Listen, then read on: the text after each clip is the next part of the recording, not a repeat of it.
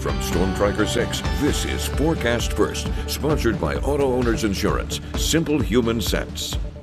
A really nice afternoon across mid-Michigan. Satellite and radar shows dry and mostly cloudy conditions across our area right now, with temperatures sitting in the mid to low 20s in areas like Lansing, St. John's, and Charlotte. We are now in the upper 20s in places like Coldwater, Hillsdale, and Adrian, currently sitting at 29 degrees. We'll hold on to these dry and cloudy conditions as we go throughout the rest of the day, but our attention remains on the first potential winter storm of the season, which will be arriving by this same time tomorrow. I'll have more details for you on that coming up in just a bit. 6 News at Noon starts right now. WLNS is here for you with 6 News at Noon. A new poll now is shedding some light on how Michiganders feel about President Donald Trump. It's our top story at noon. Thank you for joining us today. I'm Megan Vaselli. Epic MRA conducted this exclusive poll for 6 News. It looks at several topics related to the president. Let's start with the job he's done so far. 45% of those surveyed say he's done an excellent or pretty good job, while 50% say he's done a fair or poor job.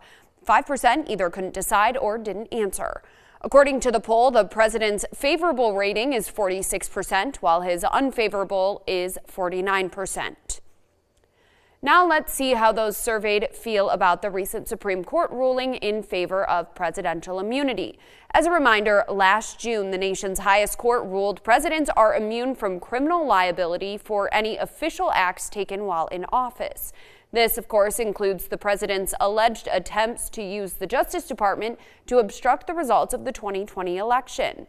64% of those surveyed said they're very or mostly familiar with this Supreme Court decision, and 36% said they're only a little familiar or not at all. Only 24% answered in approval of the decision, while 69% say they disapprove. A constitutional amendment might be proposed, stating that no person, including the President of the United States, is above the law. That would mean the president would not be immune from prosecution for illegal activity while in office. Out of those surveyed, 86% would support it, 15% would oppose it, and 7% aren't sure.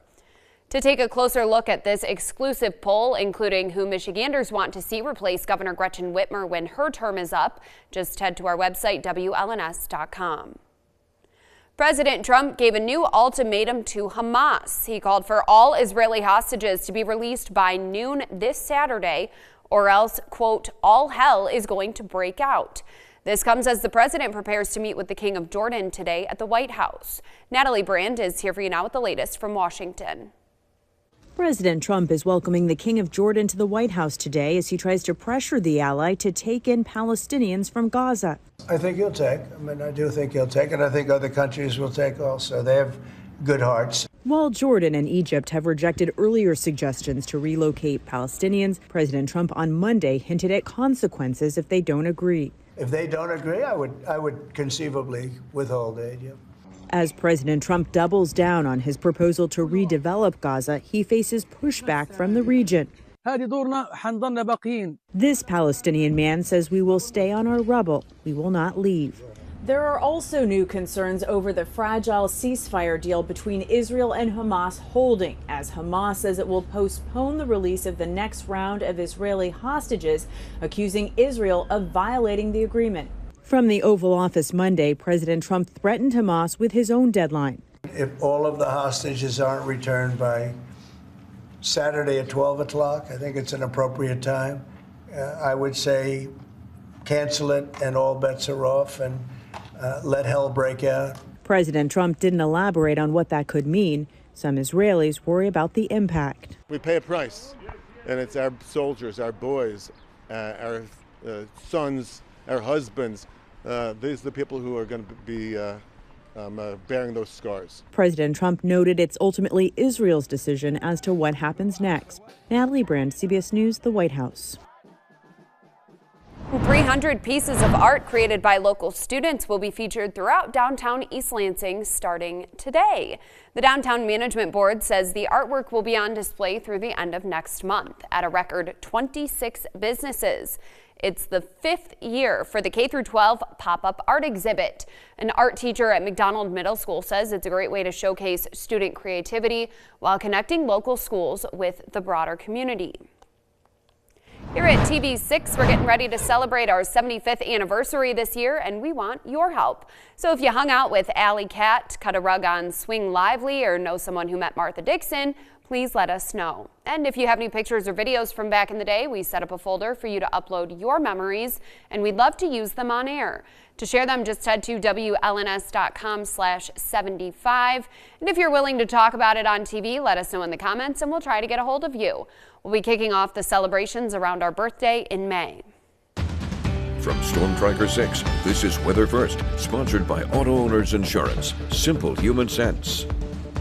We had a few flurries flying across the area earlier this morning. That activity has since left, leaving us with dry and mostly cloudy conditions across the area this afternoon.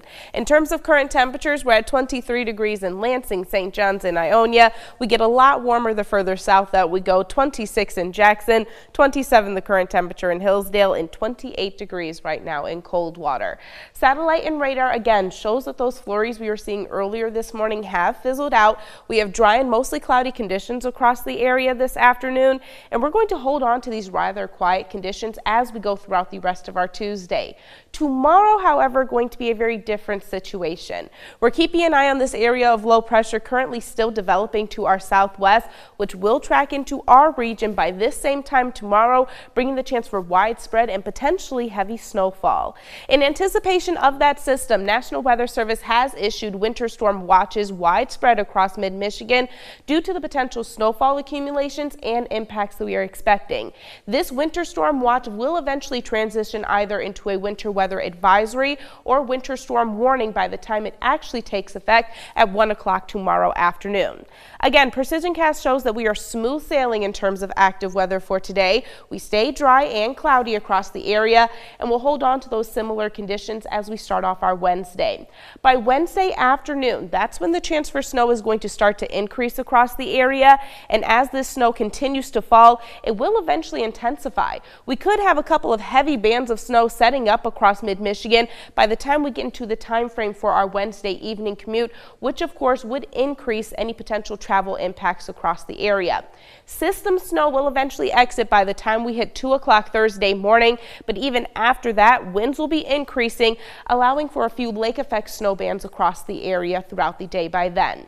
In terms of snowfall totals, I think we can really bank on a widespread 4 to 6 inches across the area, but we could have a couple of localized or isolated totals just a little bit higher than that developing across mid-Michigan. Still a big question as of right now where those heavier bands of snow are actually going to set up. Now, this isn't the only system that we are tracking. Again, we have a couple of lake effect snow bands on Thursday, briefly drying things out on Friday, and then Friday night into early morning on Saturday, another area of low pressure slides through, bringing another chance for widespread snowfall to the area. Still a little too early to talk about exact snowfall totals with that system, but as you can see, the odds that we see at least 2 inches of snow on Saturday and Sunday are still relatively high. Again, nothing to worry about in terms of active weather for today. We stay dry and cloudy. Temperatures will be topping out in the mid-20s across the area, and then overnight tonight we hold on to those mostly cloudy conditions. Temperatures falling pretty close to average for our overnight lows, down to 16 degrees. Our 6-day forecast is going to show that our high temperatures are actually going to stay in the mid-20s as we go throughout the rest of the work week. We have weather aware days in place for Wednesday and Thursday due to the potential impacts that we are expecting from that system. Conditions will start to improve Thursday afternoon. We dry things out on Friday, and Friday actually going to be pretty nice. We start off with a little bit of sunshine before that second system moves in, bringing another round of snowfall accumulations, likely more travel impacts to the area. So we have another set of weather aware days over the weekend. There's a lot that we have to keep our eye on going forward, Megan. Yeah, that's a lot. Yeah. Wednesday, Thursday, Saturday, and Sunday. Yeah, but you know, we've been able to avoid these really big winter storms for quite some time, but now it looks like potentially 2 back-to-back. All right, Kendall, thank you.